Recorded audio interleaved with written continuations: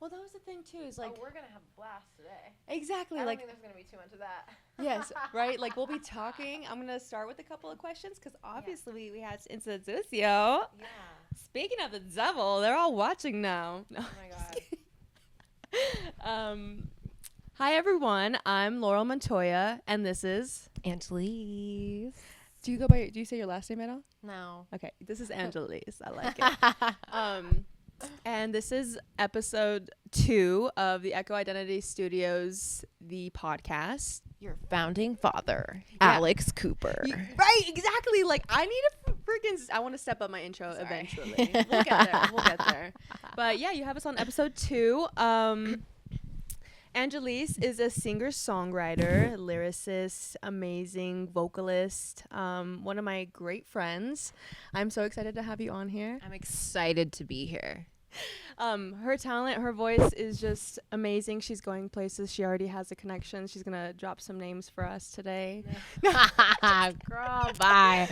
No, we're going to get to know more about Angelis and Angelis' story. I wanted to bring her on here especially just because she has a very soulful vibe, and she's very spiritual and a vessel of the divine. And that's so cute. Every time we have our little chats, I'm just like, this needs to be recorded. So thankfully, we're comfortable enough to where we'll just, get past all the awkwardness. Yeah, it's going to be great. We're going to have a blast. Okay, so I guess we'll get started. I wanted to give, I know most of your background, but I want the audience to know as well. Sure. Where are you from?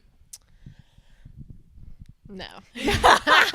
Right? Okay, no. I am a Floridian, She's a Floridian. So She's I'm Orlandian. Yeah, girl. No! I didn't even know I would say that. But yeah, I'm from Orlando. Mm-hmm. Born in Orlando and more raised in like Kissimmee, which is like next to Orlando, K-Town. Okay. Shout out. Shout out K-Town. The ones who don't know. But yeah, so I grew up in Florida, born and raised most of my life. And then this is the only other place I've lived. So. Okay. And where did you get your start into music? Oh my gosh. She comes from the church, ladies and gentlemen. Exactly. So that's exactly what it is. So my mom was a really good singer. Mm-hmm. And so when I was younger, we would sing a lot together. And I learned how to harmonize with my mom and all that stuff. So that was really cool. So that was like my first like introduction, but then like grew up in the church too. Mm-hmm. So it was like with my mom and then seeing everyone sing on Sunday mornings, Wednesday nights. And so then I was just around that constantly and like always listening to gospel and stuff like that. So yeah. And then I started singing in church when I was 16 years old. 16. Okay. Yeah. Mm-hmm. And when did you get involved in the music industry outside of the church and the gospel? I think I was 21. Because I know that you were working, you said that it was like a school, like an academy type vibe where you guys were hanging around the studio. That's how you knew Cowboy Killer. Right. Oh my God. He's going to love that. Shout out. Oh, no. Just kidding. Love you. So, okay. I feel like I started making music more outside of the Christian realm of things in like the Orlando scene. So yeah, Paul was a part of that. Cowboy was part of that. Kaylin Ellis was a part of that. I was a part of that. Swavey, who's a good friend of mine and a producer, is a part of that. And he's like off doing incredible things right now. But it was just a group of us. And we were just, most of us were church kids, and we were just like, I don't know, we were kindred spirits in that way, but like all wanting to make, I guess, more of a deeper impact outside of that box. Right. And so we would just go to Paul's house, and that was just the spot. Like everyone knew about his house. And I think we would go like Thursday nights, and we would start from like sometimes 8 or 9 and be there till like 2 or 3 in the morning, just writing, making beats, making music, hanging out. I love that. It was really cool. I really wish like I had a time in my life. Well, there are times in my life, but mostly it was like partying with like my friends. But like having those people to really create and unite with and just have the same vision, same goals. I feel like now in my life, it's come full circle, and I'm starting to like get a taste of that, of working with people who we're all on the same mission. We just have each other's backs, and slowly it's becoming. But having Sure. that at a younger age, it's so crucial and beneficial. Right. So I agree. Yeah, it's life changing. I think community is life changing. People that you have like that kindred spirit with, and that people that you can trust, and then also make music with. And I think music is such an intimate type of craft. I think some of the best songs are written, when you're not thinking too much. So when you're in a room with someone that you trust, it's like that vessel is more open. Like you become more open, and then like whatever the messages need to come through, like they come through easier. Yeah. Versus when you're like insecure, self-conscious, like that fucking sucks. Yeah. Can I swear? I think so. Yeah. I'm not going to be like a sailor or anything. No. I feel like if it comes out, it comes out. Okay, I think okay. This is my last podcast too, so I'm not. I was just like, okay, it's fine. Definitely say whatever you feel, especially if it's like, sometimes you just have to say like a, just to, like, make it known. Yeah, totally. Bold, underline. Yeah. So as of right now, who is your favorite artist, and what is your favorite song? They could be two different, not correlated. Yeah, totally. Oh my God. That's so funny you asked me that question. I was thinking, I was like, if I was on an island and we were just. What's your island song? Yeah, like the artist that I could like listen to forever, it would be Imogen Heap probably. Okay. And like that was a song I was playing earlier, the Frou Frou record. Okay. Her. Yeah. And like I've been a fan of her since I was like 11 years old, and I'm 29. So that says a lot. That song that you played, would you say that that's like one of your favorite songs? From her? Yeah. Yeah, Okay. for sure. Yeah. I was gonna say, I think Anthony got it. I definitely want to hear it again, Yeah, it was made. just so we can like add it to like the mix, so people know what we're talking about. By the way, that song was made, I think, in the early 2000s, and they released it 20 years later. Really? Yes, I was that gonna say, woman. it sounds modern. That woman is an alien. Before her time. Yes, like you'll listen to her stuff from like 2002, 2003, and you're like, that. How is that possible? It's a gift. It's a gift. So, yeah, she's up there. In part of making music, you write your own songs and you also perform. What would you say is your favorite aspect in that process? Oh my God. I feel like I could always be a better, stronger performer. I'm going to be honest with you. Okay. It's something that I do look forward to getting better at in my next like season of my life. But I do get nervous. But honestly, I love. Who doesn't? I'm nervous right here, and there's one person here. It's true. I think when you care, it's normal. But I love writing songs a lot. Like I love taking everything like that I've learned so hard, that I've worked so hard, to learn, and being able to feel such a deep feeling, and it's almost just like instantaneous. Like I already know the structures, I already know kind of how to do what I do. Well, you're so poetic already naturally, so I feel like it's really easy for you to just spill your guts. It is, and I hate And it. you're really good at it. I hate it sometimes because I'm like, no. You're like, no, this song is not about you. No, or it's just like, it's so vulnerable. And I'm like, okay, I know what this is. Like when I'm getting the download, I'm like, I'm just going to write it. But then after it's done, I'm like, do I really need to say that? But it's when you get that chill on your skin, like it just, it's when it good. just fits. Yeah. I love that term, download. I think I've only ever heard you ever say it, but it just makes sense. I can't talk right now. I'm downloading. That's so funny. Yeah, literally. So, in the same kind of question, but towards your own craft, what is your favorite song that you've ever made? Oh my God. And why? I feel so. There is one that I haven't released yet called Face of God. And it's probably like the best song I've ever made. Okay. And it is literally the most vulnerable song I've ever written. I'd love to download it. I still have Ivy downloaded just from like when it was like the demo. Yes. That's insane. So by the way, I also I have can't. I have a couple of your songs downloaded. That I know are I've been on sending app. you stuff. I've been well, yeah. Like in the past it'd be like Girl Like Me, all the other ones, but Face of God for sure. But I feel like a song that's out is Yin Yang. I think that's my favorite. That one really spoke to you. It did. I was on my knees literally. I was so heartbroken when I wrote that shit. So what was that about? If I can It's okay. pull your Girl, heart we out. passed it. We're 3 years past it. It's fine. Oh my gosh. I mean, it was about the first time that I really fell in love with somebody, like as an adult. And man, oh man, that was tough. Which one? No. Which one? Yeah. This is 2021. Which story? Okay. Okay. Right before we met. Yeah, We met in someone 2022, I've so- made music with. We'll just leave it there. Okay. We'll crop that out. Yeah, no, I don't care. We don't have to. I'm not putting his name on blast or anything. So what was the story of Yin Yang? Where did you start in that creative process? I mean, in any creative process of making a song, Sure. you feel a download coming. Sure. Does it start with just like a poem, and then do you work, because you work hand in hand with producers? Yeah.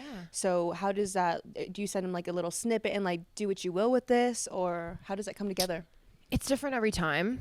I can tell you for Yin Yang, it actually was the concept of yin and yang, and it started as a poem. And actually, this is so funny, but I started on my typewriter at someone else's house. I was so freaking dramatic and extra, and it was like a barbecue or something, and I brought the typewriter. And I was like, girl, bye. It's like a brick. It's so heavy. but I started it on there, and then usually I'll just finish for that one. So like I started as a poem, and then I'm not sure if my co-writer Lindsay Lucas, an amazing producer in LA, if she sent me the piano first or after. But I just remember asking her, I was like, Lindsay, I need melancholy and I need it now. 2 tries. And she sent me the piano for Yin Yang, which is insane. We're just very in sync. And so I think I was like sitting in my room, and then it was just boom, boom, boom. Like, I can't explain this to you. It was just the melodies came so quickly, and I just filled in the words. And I was just scratching all these lyrics on paper. It was like, it was insane. Right, exactly, like a vessel. Yes. And you were just, something was speaking through you. Yes. And so Yin Yang started as a poem, but a lot of the times I'll get sent tracks, or I'll be sent, I'll be in the studio with like a musician or whatever, and I'll just start humming and singing top lines is what they call it in pop music. So just melodies, and then lay those down, and then I'll write to them after. Top lines. I like that. Yeah. Okay. Yeah. That's where all of your comes Those from. girls, the ad libs, girl. Okay. Backgrounds. But like, you know, for example, like in Yin Yang, it's like da da da da da da da da da da. You know, that's the verse.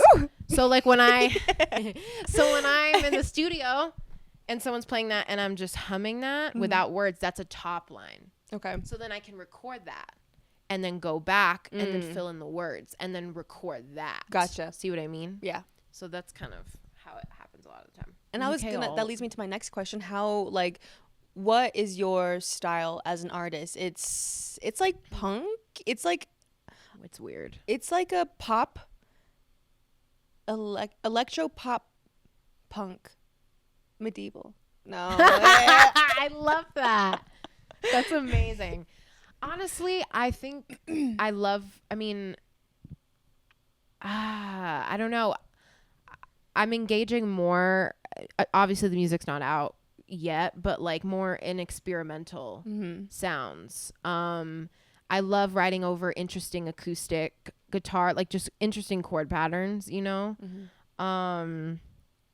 So I don't know. I think my goal would be to do some like alternative mixed with electronic and like experimental. Definitely. The melodies are always going to be catchy. That's pop in itself. You know? Well, even with Ivy and I'm trying to think, what was your most recent song in like last year? Yeah. My little interlude, Girl Like Me. Yes. Oh, I loved that one. It is. It's soft. It's really, really soft. You do have a nice, like, catchy loop. There's just something that makes me flutter inside whenever I listen to it. Thank you. Yeah, I love your music. Thank you. That means a lot. Okay, so what is your biggest takeaway from living here? You came here as blank and you're leaving as blank. That's great. Ew. Let's get that. Now we got the ball that one. rolling. I came here as a young person who was just out of a divorce and out of the pandemic, and I was with the same person from 16 to 24. Mm-hmm. So I was mentally a teenager when I got here. Mm-hmm. Okay. So my mom also passed away. So I really just needed to find space to breathe. Mm-hmm. That was it. In almost 4 years, I've gone through so much love and loss and heartbreak and healing and revelations, or all these different things, to now where I'm leaving as someone who appreciates her solitude. Never could do that before, ever. Mm-hmm. Right, you see the value in it. Yes, my relationship with Mother Nature has increased, and I'm so grateful for that too. And I think I feel just more responsible for my life and the direction I'm taking it into now. You know, I feel like I've stepped more into my womanhood being here. And yeah, so I mean, night and day. I am so proud of you. Thank you. For all of that, because I don't know, but I know a little bit. Yeah, you know about you the struggles that you had with your mom, and even grieving in that aspect and taking the time. I know how structured you are, even jumping into relationships and taking your time, and really just like noticing things and being intentional with your own triggers or projections from the other side. Yeah. So yeah, you really have just flourished. You really are a woman. Thanks. Man, she feels like a woman. Yeah, I'm grateful for all the lessons, and I'm always learning. I don't know everything, but it's so good to be a woman. I love it. It's so great to be a woman, and I think that was an intention I was really setting too with my maturity process in the last year. I was like, I just want to grow. I just want to step into womanhood. Right. Your season came and you were like, I've had enough of this shit. Yeah. Because, I mean, obviously we've seen this too. There's stunted development, you know? Like, and you see that in adults too a lot. Like, I'm just putting it out there. It's like my father. You know, I don't have a close relationship with my father. Very stunted development. You know, came from Cuba, escaped, and was in Miami at 14 years old. My dad doesn't even know how to speak like English to this day. Doesn't know how to write legibly. Like, doesn't know how to take accountability. And I'm like, and you're 60? Like, you know what I mean? Yeah. So I think for me, I was like, how can I grow in wisdom as alongside with my age at the same time? And so that was just like my prayer. I was like, God, just please help me. Well, it's so tough in that, because as we're battling our own traumas from our childhood, we're also battling our parents' traumas and what everything like the ancestral line, you know, whatever that flows down through our genetics and our DNA. So annoying. all the cries of help. So I know. Whatever. I remember a pastor said this in church when I was growing up. He was like, the giants that the parents don't slay, the kids will deal with. Yep. Literally. Yeah. And that's why it's like I don't rush about thinking that, oh, I'm going to have 3 kids, you know? I don't know if I'm going to have 1 kid, and I'm honestly okay with it, just because Me too. I want to make sure, like, if I do, it would be a beautiful thing, but I want to make sure that I'm so happy and safe with who I am, and rejoice in that for enough time to where it's like I know taking on a kid is like, you know, whenever you hold your baby for the first time, you hear it so many times that it's completely different, and your world changes and shifts. Euphoric. Yes, for the better, right? Yeah. Which I believe, but I just want the best for them. Yeah.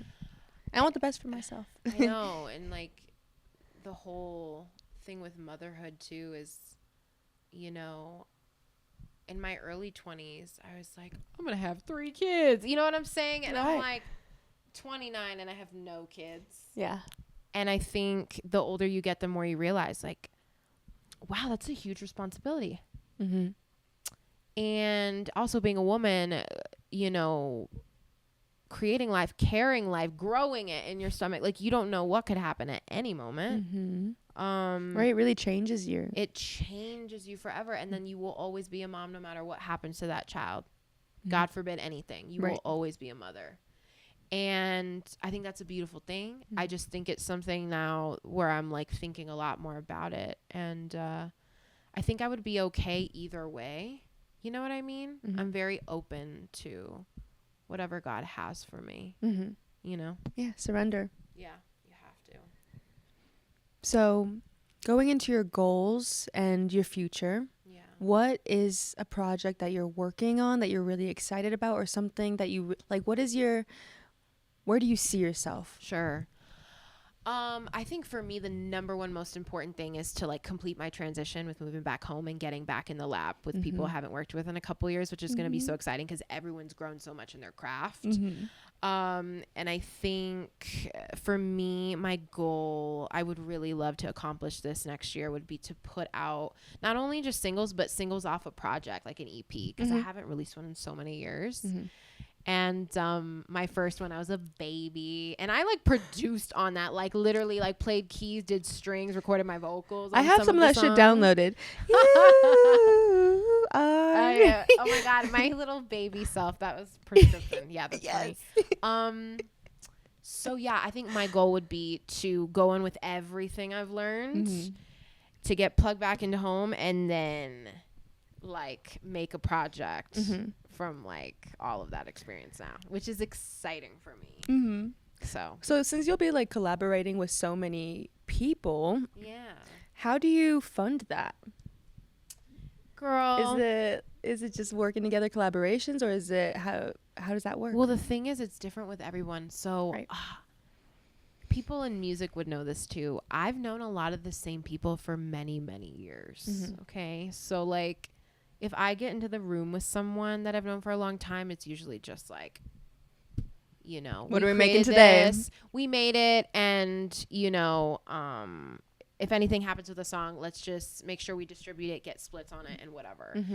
Other producers are like, no, you're going to pay me a fee up front. Like, they don't give a shit. Right. So I'm lucky at least to have people that we can just kind of go. Who are passionate about their shit. Yeah, and more of like the initial route versus what I just said. So, yeah, I'm kind of lucky in that regard. Kind of spoiled a little bit, but that's not a bad thing. I know, but I think it's also the talent too. So I think when a producer's like, oh fuck, like this girl can really sing and write, and she has something different, they're like, oh whatever, fuck it. Yes, you know what I mean. Let's get in the lab and like we'll figure something out. Exactly. But it's like different if it's like on the struggle bus, then they're gonna charge you. That's how you know. That's how you know a lot of the time. That's a cold hard truth. I hate to say it, girl, but it's the truth. So yeah, that's funny. So do you have any projects that you're working on right now? I'm just working on music. I'm trying to, and I know we talked about this, but I'm really, really trying to hone in on this next era for a project, because I'm a very like concept driven person. Right. So there is a title idea that's like it's a little crazy, but like I just in my gut I was like, I know this is like what it needs to be. And so I think for me the process is just like making sure I have peace with saying what I want to say, but that the landscapes of production are really interesting and cool too. I feel that whenever I was reading a little article from one of my classes, business of being arts and entrepreneurship, but it was the guy was in the music industry and he was just giving his own thoughts and opinions, and he just said, don't speak about something until it's happening, like until it's happened. See, that's my curse. I know. That's I feel my that greatest curse. I love talking it up. Because that's why I was like, I'm not going to say the title. Mm-hmm. But like, I wouldn't put it out there. But yes, that has been the worst thing I've ever done. Because I'd be like, I'm going to drop this. And then like it didn't happen. And then I'm like, I just need to shut up. Yeah, right. You know what I mean? Mm-hmm. Like, bitch, no one cares. Make the album and then drop it. Yes, exactly. And I'm like, I accept it now. I'm like, okay, I just need to make sure, like I said, I gather and create like a project, and then I just drop single, and then I can just drop the project. Everything's prepared. Yes. That's a smart way to do it. Yes, that's how I feel about the podcast. I'm like, you know what? I just want to create right now. I'm in a zone, and I'm doing the post editing too, so I have everything ready, but the more that I create, the more that I learn what I want aesthetically on, social media or just for marketing overall, for the overall brand promotion. Sure.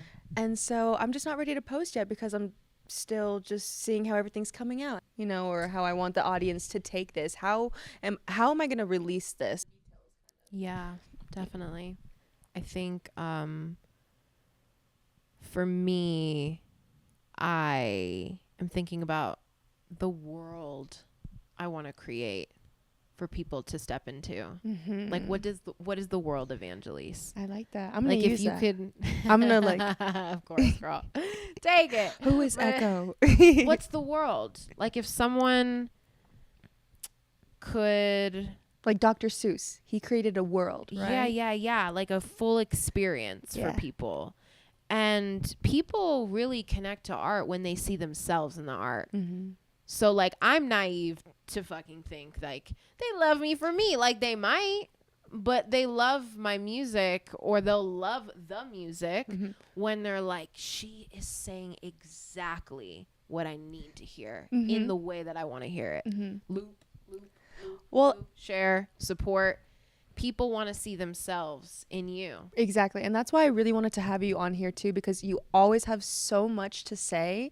And like I said in the past, it's impacted me, and I'm like, this should be recorded. So that's why I wanted to record this, because I really wanted people to see this side of you, intimate and vulnerable. And I mean, your music is vulnerable, but to like really hear you speak and see how intelligent you are and just go Stop. for it. I don't want to scream into the mic. That's how I was like. No, it's okay. We've been playing around with it. It's like ASMR. I know. But I would have to like turn up the decibel a little bit, but yeah. that'd be fun. I know. I want you to sing. I know. We're gonna do something again one day. Yeah, I would love We to. will. Even if I We'll go make to it happen. Florida. Unless you're like, girl, I'm on vacation. Should we set something? Like, it's gonna happen. We'll figure something out. Definitely. I All right, I'm holding you promise. to it. Yeah. You got my word. Okay, I'm going between two questions. They're kind of similar. Okay. I'm going between these two. What advice would you give to artists who are just starting out and don't really know where to start? They're not really connected, but they have this passion for singing, songwriting. Oh my God. Where would you tell them to go? What would you tell them to do? It depends. Okay. I've had different conversations with younger writers Right. that have asked me for advice. Okay. Some of them are stubborn as shit. Some of them are really hungry and eager to learn. Mm-hmm. Right? I would say you need to put in the work. You need to learn really how to write a song. Mm-hmm. I would say buy books. Mm-hmm. There's some books that I What kind of books? songwriting books. Okay. Take your craft seriously. Yes, and like every investment you make, like God sees that investment. Mm-hmm. So it's like you will be rewarded with the how do I say this? Like the gusto to get through it, Mm-hmm. to be able to accomplish certain things that you learn. That's my belief. So Well, an education provokes imagination. Yes, right? it The more you does. learn, the more it's like, oh, I can actually do this and this and. yeah, learn how to tell a story. Mhm. That's what I would say. Because some people, they're like, I just love singing and and I'm like, yeah, but like, do you know how to captivate the room with your storytelling and your emotion when singing it? It's like, it's hard. You have to learn. It's like learning an instrument, essentially. Right. And singing, that's insane. Right. Like, you know how much practice that takes to be good at that? Yeah. It's hard. Yeah. So, I say get educated, buy books, invest in yourself, and start producing. That's what I did when I was like 19, 20, 21, 22.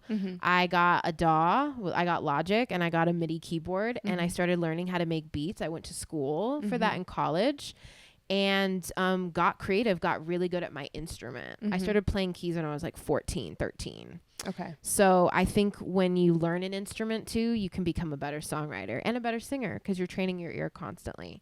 So that's what I would say. And put yourself out there. It is really scary though. But just take it step by step by step and trust the universe every step of the way. Well, it goes into that, just overcoming that fear of failing. Like, just have fun with it. You're going to fail. Yeah. Everyone fails. Everyone fails, and you just have to have like resiliency. A lot of resilience. Yeah. I think it's something I'm like tapping back into as a grown-up now. It's something I felt like was laying dormant for a little bit, but I was really aggressive in like a good way, Like I was like, I don't care what anybody, you know what I mean? I'm gonna I would write sometimes 4 songs a day, trying, getting on FaceTime with people. Is this good? Like, so you have to kind of be a ball of energy. I think that you have to be aggressive. That makes me think of another question in the sense of, okay. How do you balance listening to your own intuition, but then getting advice from others? I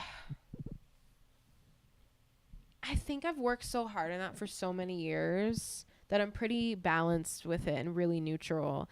I think initially, if somebody was like, I don't like that, I'd be like, is it bad? We need to rewrite it right now. Like, Whereas now, if someone's like, I think that hook is more of a verse or like a pre-chorus, I'm like, are you sure about that? I don't know if I agree with you, but okay, let's try and rewrite it. Or I don't take it personal. Yeah. Or maybe if your intuition is like, I'm actually really feeling this. Yeah. And I've seen that too, girl. And then people be like, you're right. And I'm like, okay, but it's fine. Just finding balance with it. Don't take it personal. Yeah. People are trying to help you. You can tell when someone's bullying you. Right. Exactly. Or whenever someone has good intentions or not. Yeah. I wanted to start off with this, but I kind of got in my, I saw white for a little bit, but I did want to ask you how you're doing. I guess I already kind of know, but I'd like to ask you again. I'm in transition, in my life. I'm in a really big transitional season. Big things are coming though. Big things are coming. I feel like I have gone through a lot in the last 3 years where I've been really under the radar, kind of private, have stayed creative, but have gone through it, And I think now, I've gone through Saturn return. I'm 29 now. That ends pretty soon for me. It's just been a lot of breaking and growing. Breaking through emotional habits, right? And understanding triggers, pinpointing. All of that. And then I think just feeling grief. Yeah. So I think I've been in that space and there's a lot of change. So I know that I'm growing. I feel it so deeply. I mean, just to think back, we did meet each other, summer 2022? I think so this was 2 years ago. But we were just completely different people then. But to see who you are now, you're glowing so in yourself, so in your element. I feel like you always were, but just to feel peace. I feel peace with you. Thank you. That means a lot to me. So, I wanted to ask, you're in the industry. You're really in the mix. You know people.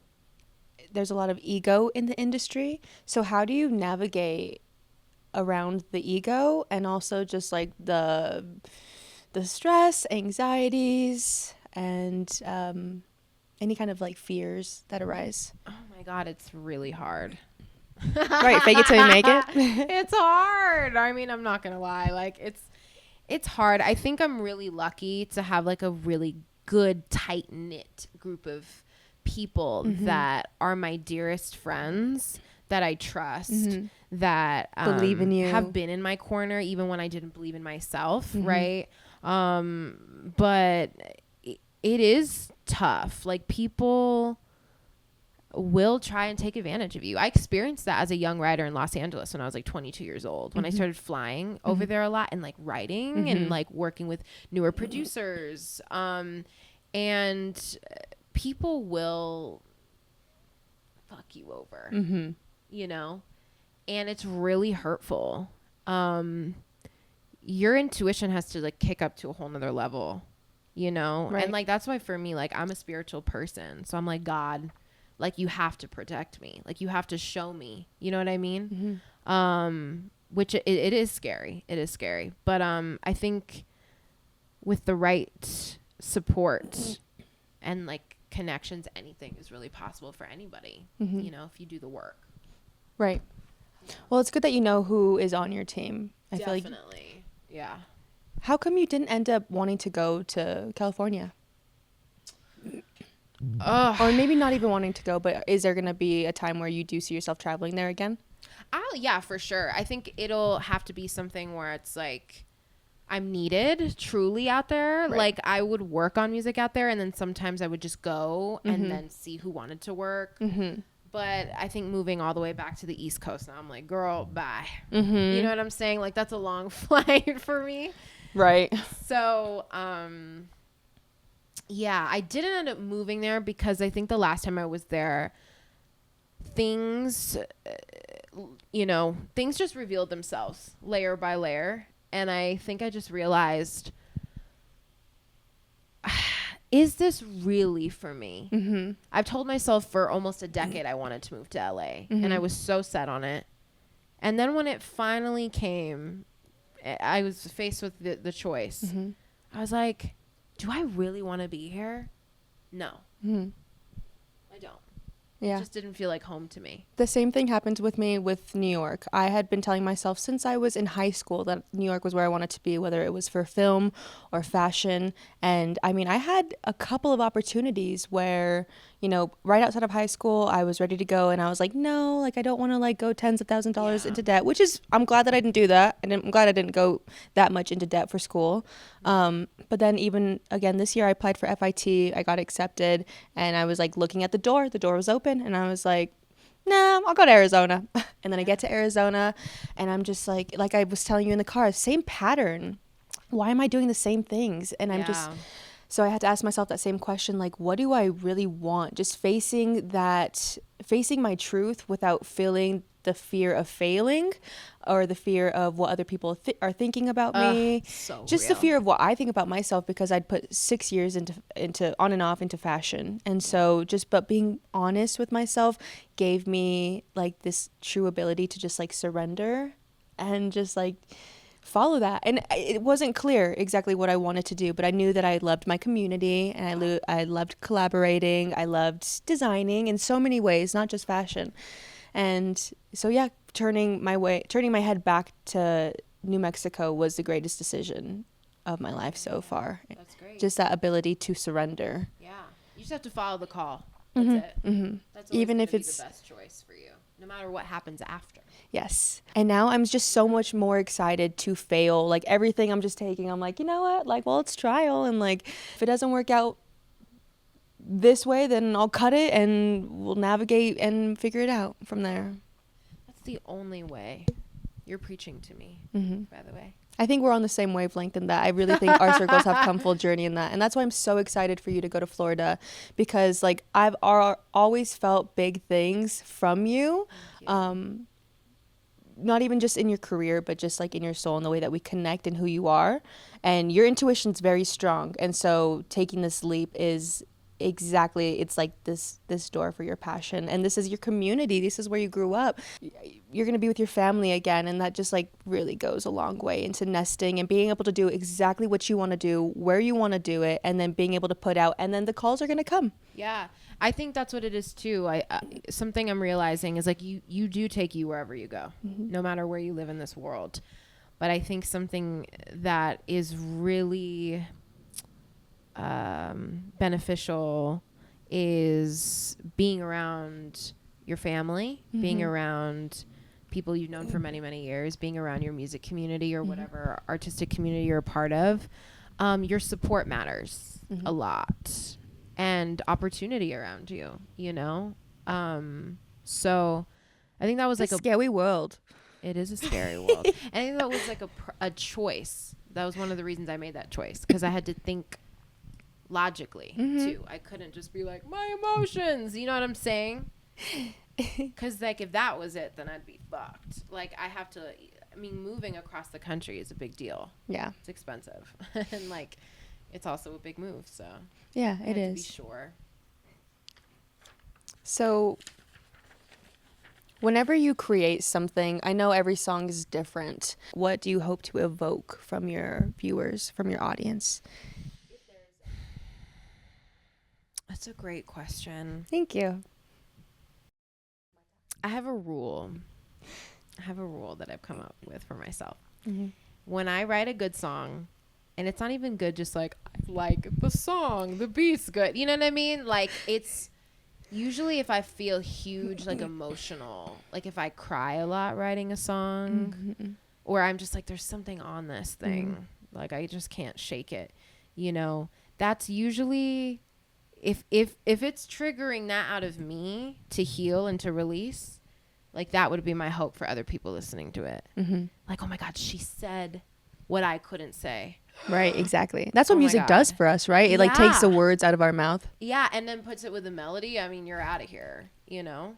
It's like ministry in a sense. It's very healing. And so I think for me, the manifestation of emotion coming to the surface, whatever needs to be healed, when it does that for me when I write it, I would hope it does that for people that listen to it. I like So that. that's like what I love. How do you know when a song is done? I'm guessing you lead with your intuition. So is it just whenever there's peace? Yes. Peace. Yeah. Peace. I can't get obsessed because then I'll be like crazy lady. I know, right? I am crazy lady. Well, like going back honestly. in circles, it's like sometimes I have to just take a second because, Yeah. yeah. I know people have heard it from me too. I've worked with Kaylin on a couple things, and he's like, girl, he's like, that one time you yelled at me for that auto tune I did, he's like, I never did it again. That he did for his own voice or for you? For me. Oh, yeah. I told him, I was like, you better fix that shit. And he was like, okay. Yeah. And now he's like so much of like a better vocal producer now. And he's like, I always remember that one time you yelled at me. So I'm like, ugh, I don't like to be crazy lady. But like I'm saying, like, these are people I've known for so many years. Like we're family at this point. Right. So like if that happens, no one's really mad at each other. There's a lot of trust there. So Right. Exactly. it's The trust. authentic. It goes such a long way because the creative process, the creative journey it's tough, you know, and when you're emotional, I'm emotional sometimes, and sometimes I just don't have enough time. So God bless the people on my team to really be there for me and to That's understand me and not take things so personally Ugh. whenever I'm just trying to get my shit done. Because low-key, if it was a man just trying to get his shit done, it wouldn't be like, there wouldn't be like emotionally, Like turbulent. yes. Yeah. So Yeah. I'm just trying to make things happen. Yeah, definitely. But it's really good to have that trust and to know that people see you for you and not just maybe the roller coaster behind it. yes. Not take it so personally. Yes. And that was a faith walk in itself. Because like there was a point where I didn't, like, the people I've known for all these years, I did not know. So right. it was like, oh my God, do they hate me? Because I like got upset about this one thing. You know what I mean? But like when people just continue to show up for you and then it's just year after year after year, you're like, you know what this is. I feel like we've like naturally gone into a lot of these questions. What is one of the biggest, or what are some of the biggest challenges that you faced in your career as a musician? Oh my God. Getting out of my own way. Okay. Simple mic drop. Yeah. Just kidding. That's been challenging for me. Sometimes I'm so in my head. Like, I think, you know, I think I'm really smart, honestly. And I think that that's amazing. But sometimes, girl, I will be in my own way because of it. And I think it's a fear thing. I think sometimes my brain just wants to keep me safe. especially being Cancer moon. I don't know. I love comfort Okay. a lot. I Mhm. love home. I love family. I love warmth. I love all those things. However, I think like New Mexico is like such a beautiful, comfy, spiritual place where a lot of, I don't know, at least what I've observed, it's like very chill. Like, let's just ground. It's just feminine energy. Sorry. And I think for me, I learned a lot about that. But I think so much of what my career is about is having a really strong balance of also feminine and masculine energy. Like, you have to go for that shit. Like, you can't just, you know what I mean? Yeah. So I think though it's been so lovely for what my individual journey needs, I just know what the next move had to be to Right. kind of put fire under my ass. Exactly. If that makes sense. Yeah, no, you have to put yourself, I mean, even in the sense of putting yourself in a room where people are just smarter than you, or putting yourself in a room where Always. people are hustling their asses off. Always. And they're like, shut up, stop crying, work harder. Right? And then you're like, but you know what? Those are the things that like break you to build you. You got to hear that sometimes. Yeah. Especially from people that have what you want. Right? Exactly. New Mexico is really beautiful, especially like we were talking about earlier, in the sense of rehabilitating and just taking some time. But it's a great place to, you know, own a home. But there definitely are cities that help you stay motivated, on your toes. And it's about the business you're in too. It's like on a practical level, you know? So like you should go where you're supported in that and build from there. Like I said, like I love this place so much. It's so like my relationship with nature has expanded and I'm so grateful for it. But for my specific business and industry, I just knew like the next step for me and where I needed to be energetically. So yeah, that was all. Okay, so moving on to our last question. Just something to kind of wrap this all up. What advice would you give to yourself 5 years ago? Everything's going to be okay. And you are so loved. And you are going to experience such great love in your life. And you're going to experience loss, but you're going to get through it. And you're going to just keep getting better. Like, it was worth it. Because when I was 5 years ago, that was, I think, the pandemic. And that's when I finally made a decision to walk away from my ex-husband. And I had no idea what was in front of me. I was like, I don't even know where I'm going to live. I don't know what I'm going to do. And so now being here and experiencing everything I have, I'm like, it's going to be okay. Yeah. It always is, right? For the most part. Yeah.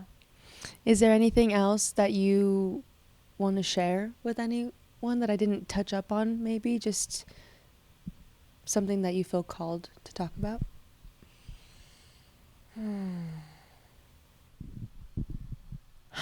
I think something I'm learning right now, and I don't know if this will like resonate with anybody, but discipline goes a really long way. Discipline is what keeps you grounded and keeps you going when your emotions are all over the place. Your thoughts are all over the place. It's a decision. Your choices are really powerful. So choose wisely. I think that's something I'm really having to implement right now in my life. And be consistent, you know, with those choices. Yeah, choose wisely and stick to your guns. Yes. Right. And keep making decisions that are going to route you into the right space. Yeah. That's what my stepdad told me a lot. He was always on me. I'm just going to take a moment out of this episode to talk about him. Yes, that's you okay. should. Yeah. I think I'm really feeling him right now. So I lost my stepdad on Sunday, and he was in my life for about 13 years, so about half my life. And he was definitely a traditional man in the sense of he was very stern. He had tough love. But whenever you did feel his love, whenever he did show his emotions. He was a big teddy bear, you know, so whenever you did feel it, you knew how valuable it was, you knew how special it was. He was always asking me, what am I up to? You know, where am I working? What project am I on? Just always saying, what was I doing for myself? He just wanted me to be such a strong woman. And he definitely shaped my life. I always said that I grew up not having a dad because my biological dad needed to mature a little bit, but now I have two dads because my stepdad came into my life, and now I have a really good relationship with my biological dad as well. And so I'm really grateful for what they both offered me. Mm-hmm. And he just offered me that sense of protection, that he was always gonna be there for me. Mm-hmm. And he was the one that was gonna be harder on the boyfriends and just like making sure that he was weeding out the weak. And so yeah, just in that sense of business and identity, just disciplining myself, sticking to my guns. Yeah.